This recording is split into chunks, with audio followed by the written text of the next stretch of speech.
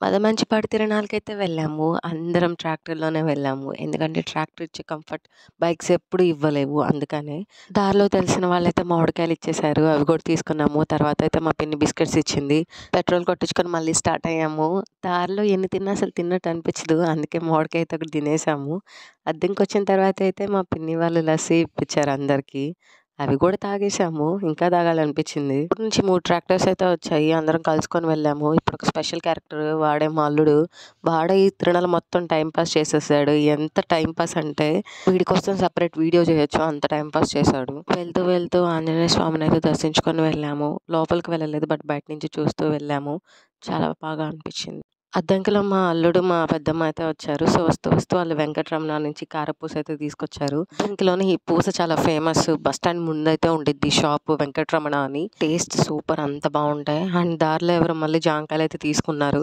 ఇది ఎర్ర జాంకాయ. టేస్ట్ అంతేం బాలేదు. సవ్వగా ఉంది. దారిలో మా అల్లుడికి ఒక లేస్ ప్యాకెట్ అయితే కొనిపించాము. అరే లేస్ నాకు కొంచెం బెటర్ అంటే లేస్ నేను ఇవ్వలేను అత్త కూర్చొని ఇస్తా తీసుకో అని ఇచ్చాడు. అక్కడే పడేసాడు దాన్ని అయితే ఇవ్వకుండా. అలా దారిలో వచ్చే ప్రతి గుడి చూసుకుంటూ అయితే వెళ్ళాము. వెళ్ళేసరికి 2 అయింది. మదమంచిపాడులో 7 ప్రభలైతే వచ్చాయి. మనకు ప్రభలతో పెద్దగా పని లేదు. జెయింట్ వీల్ వచ్చిందేమని చూసుకుంటూ వెళ్ళాను. బట్ జెయింట్ వీల్ అయితే తీసుకొని రాలేదు. అలా అన్నీ చూసుకుంటూ గుడికైతే వెళ్ళాము. దారిలో చెరుకులు ఎన్ని కనిపించినాయో కొనుక్కొని తినాలనిపించింది. కానీ దేవుడిని చూసిన తర్వాతే కదా ఏదైనా అందుకని ఆగిపోయాము. మొత్తానికైతే గుడికైతే వెళ్ళిపోయాము. నెక్స్ట్ మాక్సిమం కుదిరినంత ఎర్లీగా అయితే గుడికైతే వెళ్ళిపోయాము. వెళ్ళిపోయిన వెంటనే దర్శనానికైతే వెళ్ళాము. బయట కొబ్బరికాయలు అన్నీ అమ్ముతున్నారు. అవి తీసుకొని అయితే వెళ్ళాము. ఫ్రీ దర్శనం ఉంది. అలాగే 30 రూపీస్ దర్శనం ఉంది. అలాగే 50 రూపీస్ కూడా ఉంది. మేమైతే 50 రూపీస్ తీసుకున్నాము. దేవుడి దగ్గరికి వెళ్ళి చూడాలి అనే ఒపీనియన్‌తో. దర్శనం చాలా బాగా జరిగింది. అక్కడ కొంచెం సేపు కూర్చున్నాం కూడా. స్వామివారిని చూడటానికి 2 కళ్ళు సరిపోలేదు. వీడియోస్ అవి కూడా తీసుకోవడానికి అలౌ చేశారు. అందుకే వీడియో కూడా తీసుకున్నాను. తర్వాత సుబ్రహ్మణ్య స్వామిని అయితే దర్శించుకున్నాము. అది కూడా టెంపుల్‌లోనే ఉంది ఆ టెంపుల్ కూడా.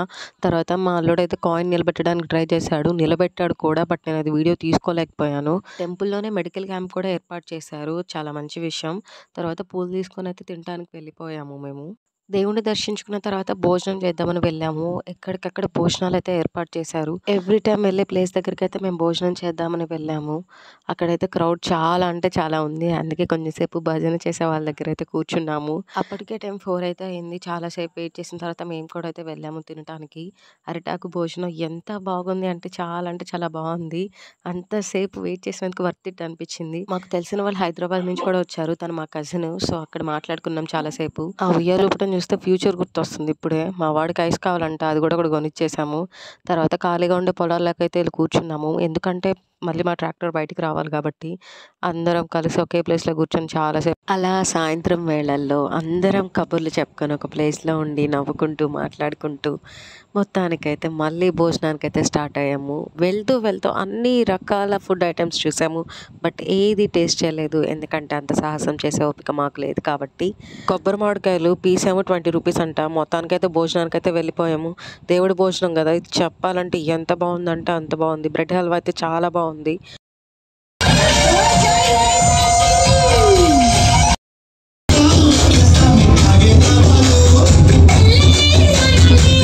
అలా ప్రభల దగ్గర కొంచెం సేపు డాన్స్ చూసి మళ్ళీ అయితే చూడటానికి వెళ్ళిపోయాము. చిన్నప్పుడు ఎప్పుడో ఈ మెహందీ అయితే పెట్టించుకున్నాము. దీని స్మెల్ అయితే చాలా అంటే చాలా బాగుండిద్ది. టెంప్టింగ్‌గా ఉండిద్ది. తర్వాత డబ్బులు పోగొట్టుకుని ఆడి దగ్గరికైతే వెళ్ళాము. అదే గుండాట. గుండాట ఇంకేమంటారు నాకైతే పెద్దగా తెలీదు. నా పక్కన అతనైతే 100 పెట్టాడు. 400 వచ్చాయి. 400 పెట్టాడు. ఉన్నయి మొత్తం పోగొట్టుకొని వెళ్ళాడు. మొత్తానికి ఇలా అయితే ముగిచ్చేసాము ఈ సమ్మర్.